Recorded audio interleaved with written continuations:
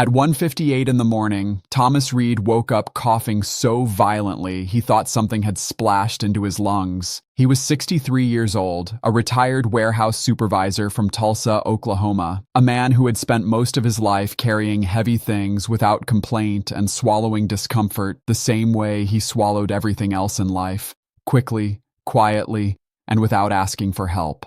His wife found him sitting on the edge of the bed, one hand on his throat, the other pressing hard against the center of his chest. He kept saying the same sentence between breaths. "It's that acid again. Just the acid." But when I placed the endoscope down his esophagus a few weeks later, what I saw was not a simple irritation. It was not harmless. It was not normal aging. It was tissue that had been under attack for so long that his body had started changing in ways that should terrify anyone who thinks nighttime heartburn is no big deal. I'm Dr. Michael Hayes, board-certified gastroenterologist, and if you sleep on your right side, wake up with burning, taste acid in your throat, or keep antacids by the bed, you need to listen carefully. Because one of the most dangerous digestive mistakes people make happens while they are asleep and completely unaware. Before I explain what his endoscopy showed, let me tell you who Thomas was. Because people do not remember facts the way they remember faces, routines, and pain. Thomas had worked 39 years managing warehouse operations. He was the kind of man who knew every forklift sound by ear and could tell if a truck had a transmission problem before the younger mechanics even opened the hood. He lived with his wife Carolyn in the same neighborhood they had raised their children in. 2 sons, 1 daughter, a granddaughter he adored. Every Saturday morning he made bacon and eggs, read the sports section on a tablet he still didn't fully trust, and called his older brother before noon. Solid habits, predictable habits, and one of those habits was sleeping on his right side, every night, for about 20 years. He said it felt natural, comfortable, familiar. He told me later he could not fall asleep any other way. That detail sounded innocent when he first said it. It didn't sound innocent after the procedure. His symptoms had not started dramatically. That is what makes stories like his so dangerous. Most people expect a serious disease to kick down the front door. Instead, it usually slips in through a cracked window. Thomas first noticed mild heartburn after heavy dinners maybe 5 or 6 years earlier. Not daily, not severe. A little burning after chili. A sour burp after fried food. A need to clear his throat in the morning. He blamed coffee. Then barbecue, then stress, then age. Over time, the pattern tightened like a noose. A little discomfort after dinner became nighttime burning 3 times a week. 3 times became 5. 5 became almost every night. Then came the cough, then the hoarseness, then the strange sensation that food, especially bread or meat, sometimes moved down more slowly than it used to. Not stuck exactly, he told himself, just slower, like traffic backing up in a tunnel. That image is more accurate than he realized. Your esophagus really is like a tunnel. Food is supposed to move in one direction, smooth and downward. Reflux is like corrosive traffic driving the wrong way with headlights off. Carolyn told me the worst part was not the burning. It was the night sounds, the sudden coughing, the swallowing, the throat clearing, the little half-choking noises he made in his sleep before jolting awake. She said she would lie there in the dark listening to him and wondering if this was the night he would finally agree to get help. But Thomas was a master at minimizing his own suffering. He bought more antacids, ate dinner earlier for a few days, tried sleeping with extra pillows, switched from red sauce to butter sauce, stopped orange juice for 2 weeks. He approached his body the way many hard-working people do. If a machine still turns on, you keep running it, even if it rattles, even if smoke is coming from under the hood, even if something metallic is already grinding itself apart inside. When Thomas finally came to my office, it was not because he was suddenly convinced. It was because Carolyn wore him down. She told him she was tired of watching him cough acid into his throat 3 nights a week and hearing him say it was no big deal. He walked in on a Monday afternoon wearing work boots, jeans, and the expression of a man who believed he was attending an unnecessary meeting. Before he even sat down, I noticed how often he swallowed between sentences. Not normal swallowing, protective swallowing.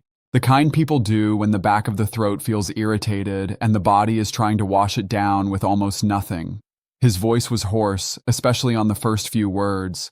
That rough morning voice some people shrug off can matter. Think of acid creeping upward at night like a chemical mist. It does not always stop neatly at the lower esophagus. Sometimes it reaches the upper throat and even the voice box area, leaving behind inflammation like smoke residue coating a ceiling. I asked him when the symptoms were worst. At night, I asked what position he slept in. Right side. I asked if he ever woke coughing. Sometimes. Did food ever stick?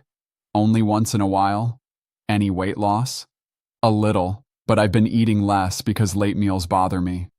That answer made me pause. Weight loss people explain away is still weight loss. Changing the diet because swallowing or burning is uncomfortable is still a symptom even when the patient calls it a lifestyle choice. We often rename our fear so we can live beside it more comfortably. Then I asked him how long he had slept on his right side. He laughed and said, "Longer than my youngest son's been alive, probably 20 years. That was the moment I leaned in. Because there is a mechanical reality about reflux most patients are never taught clearly enough. Your stomach is not a perfect round bowl sitting in the center of your body. It is shaped more like a curved pouch, and the junction where the esophagus enters is positioned in a way that makes body position matter. On your left side, stomach contents often tend to stay lower and farther from that opening, like water resting at the bottom of a tilted container. On your right side, the geometry can favor acid moving closer to the doorway, like tilting a leaky bucket so the fluid presses toward the crack. That does not mean right-side sleeping causes cancer by itself. It does not mean every right-side sleeper is in danger. But in a person with chronic reflux, years of letting gravity work against the esophagus night after night can be like parking a damaged truck downhill and wondering why the oil keeps leaking toward the engine. I explained this to Thomas using the simplest language I could. Your esophagus is a hallway. Your stomach is a chemical room. At night, you kept giving the acid an easier path back to the hallway. He stared at me and said, "So my sleeping position may have been feeding the problem?" Exactly. Feeding the problem, not necessarily creating it alone, but reinforcing it over thousands of nights. That distinction matters. Medicine is almost never one cause and one effect. It is layers, pressure, timing, anatomy, habit, delay. One mistake rarely destroys the bridge. 10,000 small stresses eventually do. Because of his symptoms, especially the nighttime pattern, hoarseness, and intermittent swallowing trouble, I recommended an upper endoscopy. He almost resisted. Again. Carolyn looked at him before he answered. That look between spouses who have argued about the same issue for months can carry more force than any physician's speech. He agreed. Now here is the part I want you to feel in your gut. When I advanced the scope, I saw irritated tissue in the distal esophagus, but not just irritation. There were changes in the lining consistent with long-standing injury. The normal pale lining was interrupted by abnormal salmon-colored mucosa extending upward from the gastroesophageal junction.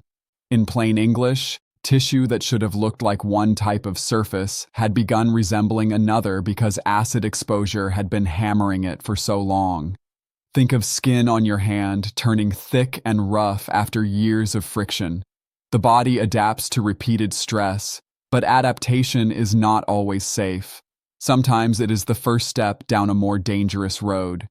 Thomas had Barrett's esophagus, and in one focal area there was a concerning nodular change that required biopsy. That is the kind of moment where the room inside my own mind gets very quiet, because now the story is no longer just about comfort. It is about risk. The biopsies showed advanced precancerous change, not invasive cancer yet, but close enough that the word terrifying is not an exaggeration.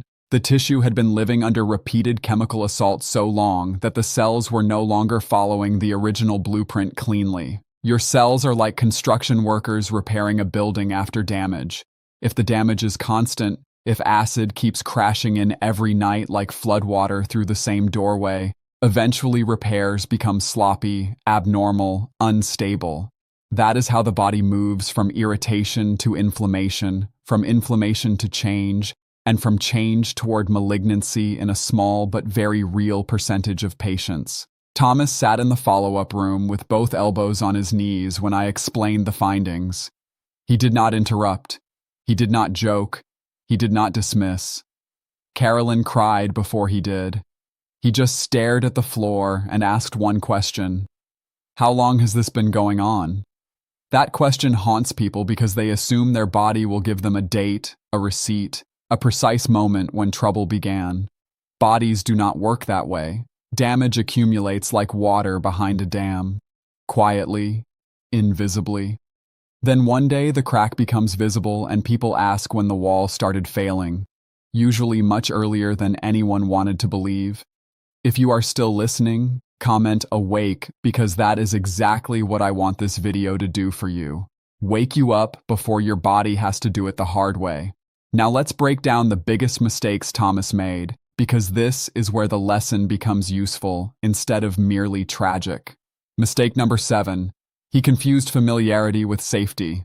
People do this constantly. I have always slept this way. I have always eaten this late. I have always had a little heartburn. I have always carried tablets in my pocket. Familiar habits feel harmless because they are woven into identity. But poison taken slowly can become familiar too. A dripping faucet becomes background noise until the cabinet underneath is rotten. Thomas slept on his right side for 20 years because it felt normal.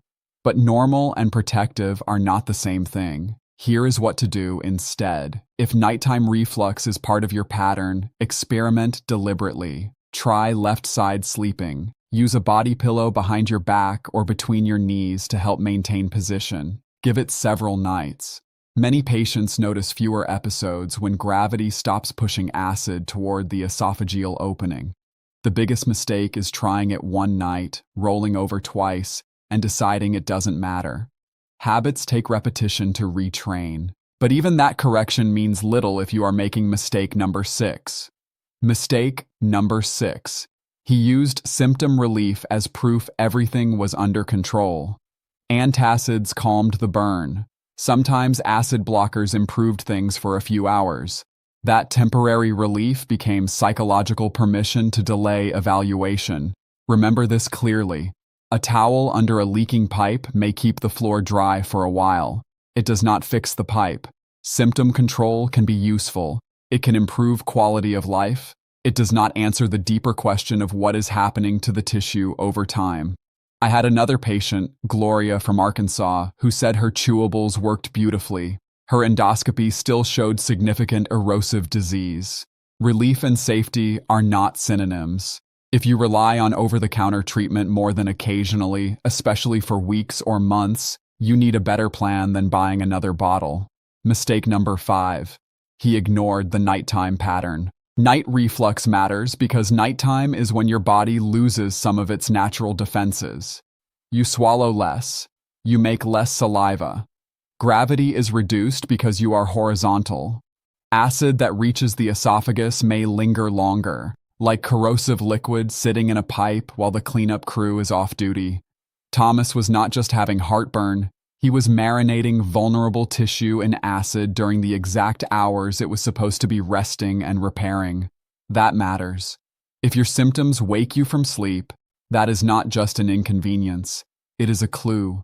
Keep a 7-day log. Write the time you eat, the time you lie down, the position you fall asleep in, whether you wake coughing, whether you taste acid. Patterns reveal reality more honestly than memory does. Mistake number 4. He tried to outsmart anatomy with pillows. This is one of the most common errors I see.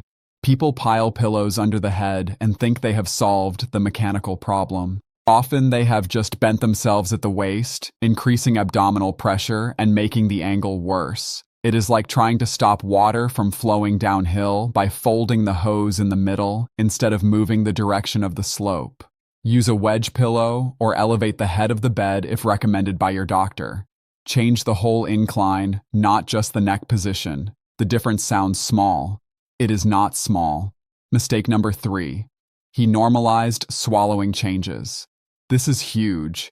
Any phrase like food goes down slower, I need more water with meat, bread sometimes hangs up, or I eat softer foods now should make you stop and pay attention. Your esophagus is not supposed to become a narrow tunnel with traffic jams. That symptom can come from inflammation, narrowing, motility problems, or something more ominous. Thomas had started unconsciously adapting his diet without admitting to himself that swallowing was changing. The body whispers before it screams. Swallowing trouble is a whisper you should never ignore. Mistake number 2. He waited for severe pain to validate concern. This is an emotional mistake more than a medical one. People think real danger must feel dramatic. Many serious esophageal conditions do not begin with movie scene agony. They begin with nuisance symptoms: burning, cough, hoarseness, slow swallowing, bitter taste, sleep interruption. A termite infestation does not announce itself with the roof collapsing on the first day. It begins behind the wall. Thomas kept telling himself if it was really serious, it would hurt more. That belief almost cost him everything. Severity is not measured only by pain. Duration, pattern, associated symptoms, and progression matter just as much. Mistake number 1. He delayed the scope. This was the biggest one. The endoscopy did not create the frightening news. It revealed it. People sometimes fear the test as though the test is the threat. No, the test is the flashlight. It lets us see whether the hallway is merely irritated, badly damaged, changing in risky ways, or hiding something worse. If you have chronic reflux, especially if you are older, have long-standing symptoms, are male, have central weight gain, smoke, or have alarm symptoms, a medical evaluation matters. Not because every case is catastrophic, because the small percentage that are dangerous become even more dangerous when they are found late. Let me show you how different outcomes can be when people act at different moments. I saw 2 patients within 6 weeks of each other. Thomas was one, the other was Richard Nolan, 60, a retired police dispatcher from Missouri. Similar age, similar nightly reflux, similar habit of falling asleep on the right side after late dinners in a recliner or in bed. Similar bottle of antacids beside the lamp.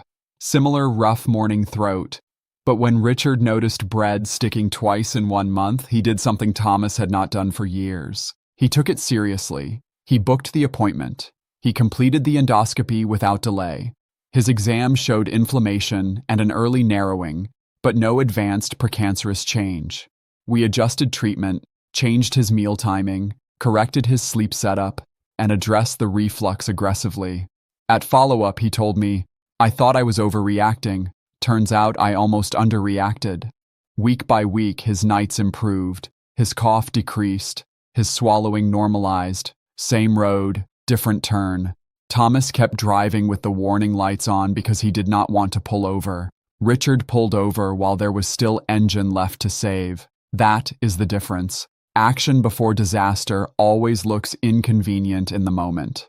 Action after disaster looks desperately obvious in hindsight. So what do I want you to do tonight if heartburn is part of your life? Tonight, eat your final meal earlier than usual if late eating is your pattern. Give yourself at least 3 hours before bed. When bedtime comes, do not simply collapse onto your usual side without thinking. Set yourself up intentionally. Try lying on your left side. Use a pillow behind your back if you tend to roll over. If you have frequent nighttime symptoms, consider a proper wedge or bed elevation rather than stacking pillows under your head like a crooked tower. Put a notebook by the bed or open a note on your phone. Tomorrow morning, write down whether you woke with burning, coughed, tasted acid, cleared your throat, or felt food had been moving strangely the day before. Over the next week, notice whether your body is making quiet adaptations. Are you choosing softer foods? Eating less at dinner because you dread the night? Sleeping partly upright? Avoiding certain meals not because you dislike them, but because you fear the aftermath? Those are not lifestyle preferences. Those are negotiations with a symptom that may be controlling more of your life than you admit. And here are the danger signs I never want you to brush off. Difficulty swallowing that is new or getting worse. Food sticking. Unexplained weight loss. vomiting blood or material that looks like coffee grounds, black stools, persistent vomiting, severe chest pain, especially with shortness of breath, sweating, or radiation to the arm, jaw, or back, recurrent choking episodes at night. Those are not wait until next month symptoms. Those deserve prompt or urgent medical attention depending on severity. Thomas was fortunate in one crucial way. His endoscopy revealed something terrifying before it became something irreversible. He needed serious follow-up, surveillance, and treatment, and the experience shook him deeply. But he was given a chance many people never get, the chance to change course before the cliff edge gave way beneath him. At his later visit, he told me, "I thought sleeping was the one time my body was finally getting left alone. I didn't realize I was putting it in the worst position every single night." That sentence stayed with me because it captures the whole tragedy of chronic reflux. The damage often happens in the dark, when patients are not choosing pain, not choosing harm, not even fully aware of what gravity, anatomy, and acid are doing together over hours. That is why I made this for you. Not to scare you into imagining cancer every time you feel a burn. Not to tell you that right-side sleeping alone is some kind of curse. And not to pretend every case is the same. I made this because small, repeated mistakes become big medical stories. Sleeping position, meal timing, delay, dismissal, swallowing changes ignored, night symptoms normalized, years pass, tissue changes. Then one test reveals just how expensive those little decisions became. So hear me clearly. If you have heartburn, do not only ask, "How do I stop the burn tonight?" Also ask, "Why is this happening? How often is it happening? What is it doing to the tissue? And what habits are quietly making it worse while I sleep?" That is the smarter question. That is the adult question. That is the question that protects futures. Share this with someone who sleeps on their right side and keeps antacids on the nightstand. Comment awake if you are done calling nightly reflux normal. And if this message found you at the right time, hit like so more people stop making the same mistakes Thomas made. This video is educational and does not replace personal medical advice, diagnosis, or treatment. I cannot tell from a video what is causing your symptoms, how severe your reflux is, or whether you need medication, testing, or urgent care. Do not ignore persistent or worsening symptoms. Speak with your physician or a qualified gastroenterologist for guidance specific to you. Seek immediate medical attention if you have severe chest pain, trouble breathing, vomiting blood, black stools, fainting, or difficulty swallowing that is getting worse. Never stop or change prescription medication without medical supervision. The goal is not fear. The goal is earlier action, better questions, and fewer people discovering the truth only after years of damage have already been done.